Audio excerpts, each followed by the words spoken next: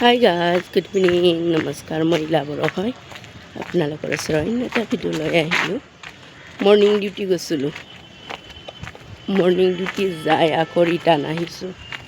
লগৰজনীৰ বোলে কালি ঈদ আছে, তাক বোলে মৰ্ণিং ডিউটি লাগে। সি ফোন কৰিও পোৱা নাই, জনোৱাও নাই। হস্পিটেলত যাই পাব যে সি আহি পাইছে মৰ্ণিং ডিউটিৰ কাৰণে। তো কমচে কম মৰ্ণিং ডিউটি লাগে, এবাৰ ক'ব লাগে।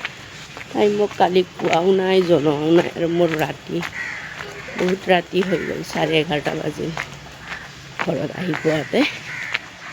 তেতিয়া তাই কৈ আছে, মই মৰ্ণিং ডিউটি যোৱাৰ পিছত মই মৰ্ণিং কৰিবৰ কাৰণে তাকে কৈছোঁ, ফোন আছে, ফোনত ক'ব লাগে। তাই কৈ আছে, ময়ো ইমান এটা কিবা নকৰিলোঁ, তাৰ কাৰণে মই আহি গ'লোঁ। তো এনেকুৱা হ'লে প্ৰব্লেম হয়। লগৰ হয়, কমচে কম তাই মোক কালিও নহ'লে মৰ্ণিঙতো জনাব পাৰে যে ইলা মই মৰ্ণিং ডিউটি আহিম।